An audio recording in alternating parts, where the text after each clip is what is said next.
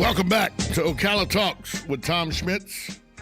It is time for you to give me a call so we can talk. 622-9622 is the number to call if you have any comments on any of the stories we've talked about today or the ones I'm about to talk about. There was a report by the New York Post that reported real estate moguls Bill and David Mack have arranged for their wealthy friends from Manhattan and the ritzy Palm Beach Country Club to get COVID-19 vaccines at a Florida retirement home.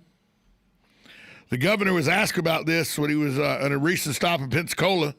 He noted that vaccinations are being administered in nursing homes in areas including Miami-Dade County, which have the capacity to provide the shots. But he says, my understanding is they're administering to their residents, which is very appropriate for him to do. Sounds like the governor was caught a little off guard by that question, because if that is in fact happening, that's a problem.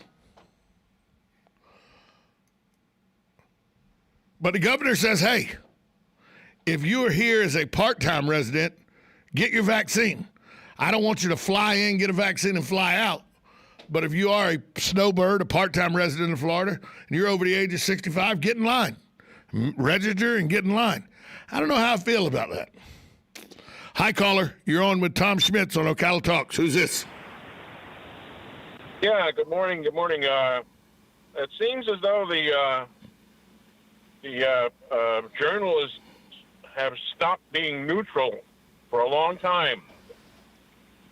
I mean, all of those pictures month after month of the young version of Trayvon Martin to gin up a more severe prosecution of Zimmerman was more than irresponsible. The continued characterization of hands up, don't shoot when it never happened is more than irresponsible. You're talking about Michael Brown in Missouri. Yep, Michael Brown in Missouri. The fact that they made George Floyd out as a martyr when in fact he had been indicted for home invasion robbery where he held a gun to a pregnant woman's belly. Exactly. Yep. Well, all right. Have a good morning. Thanks, Jim. Thanks for the call. It goes back to the double standard I've been talking about. There is a double standard in this country. Back to the Governor DeSantis story, though. Come on down to the Sunshine State and get your COVID vaccination vacation. But he wants you to stay a while. Governor Ron DeSantis said people setting up appointments for COVID shots shouldn't just fly in and out to cut ahead in the line. But the governor said he's fine with people who have seasonal residents here in Florida getting in line for the vaccination. They're not just kind of flying by night or for a week or two. He said, I don't want to get in a situation where we're trying to say, oh, no, you go back to Rhode Island or you go back to Minnesota or wherever you came from to get your shot. You're not a Floridian. I don't know.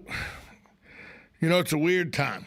I think if they're here and they're staying for the winter or something, they have a chance to get a vaccination, and there are enough vaccinations. See, that's another problem. Who makes the call on whether, a person who's a citizen of Minnesota, but they spend 4 months a year down here, well, if there's enough to go around, but if there's not, shouldn't Floridians get it before Minnesotan gets it? They can get it in Minnesota. That's what some people are going to tell you. It's a slippery slope, and I understand why, because we're a destination state for snowbirds where people come and they vacation or they live half the year here, 4 to 6 months here. And it would help because, it spreads herd immunity quicker. So I understand where they're going, but I know some people are going to say, but what about supply and demand? What if there's not enough supply and the demand's great? Who gets it first? Somebody who lives in Florida year-round or somebody who's a part-timer? That's a question people are going to ask, and rightfully so. I think that's a question that the state needs to answer, because there is, by all indications, a shortage of vaccinations right now. And the rollout of the vaccinations hasn't been as swift as people thought it would be. I mean, there's 50,000 people over the age of 65 registered to get shot in Marion County. It'll be March sometime before all those people get their shots, according to the Marion County Health Department. March. How many of those people that are getting their shots now don't live here full time? How shorter would that line be if it was only for full-time residents of Florida? These are questions people are going to ask. I don't know the answer, but I know that's questions people are going to ask because it just makes sense to ask that question. Hey, why do they get to come here for 4 months and they get the same, get to be in the same line for a vaccination I do? There's a shortage. I'm here year-round. Why don't I get to go to the front of the line in front of people that live here 4 months a year?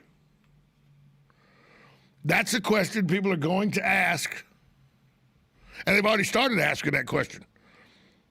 The governor was asked about it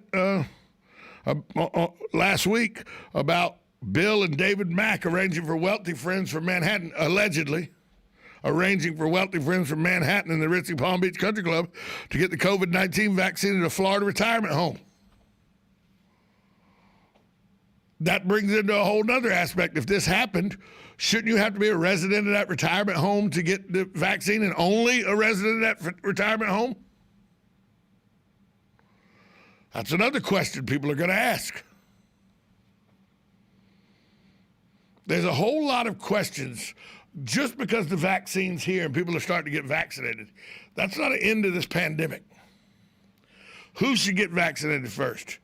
How many people that live outside of the state should be eligible to get vaccinated because they're snowbirds? What are you going to do with 100,000 farm workers that need to be vaccinated? Because they're vital to the success of our farming economy.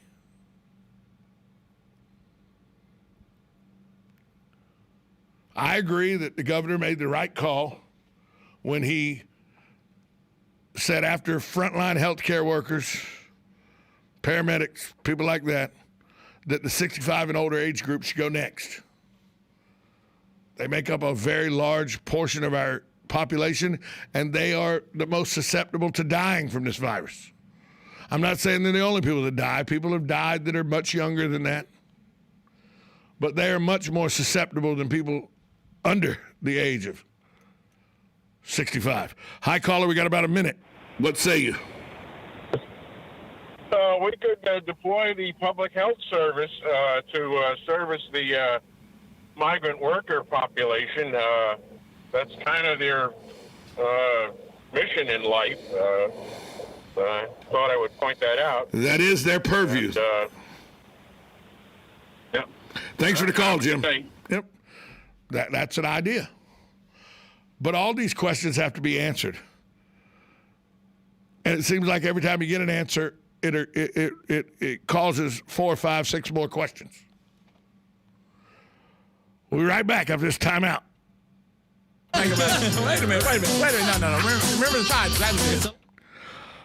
I'm pressing the wrong buttons left and right. We'll be right back after this timeout. 1370 AM, 96.3 FM, WOCA, The Source. Broadcasting from the Paddock Mall Studios, this is WOCA, Ocala, Gainesville, The Villages, 1370 AM, 96.3 FM, The Source. USA Radio News with Lance Pry. Divers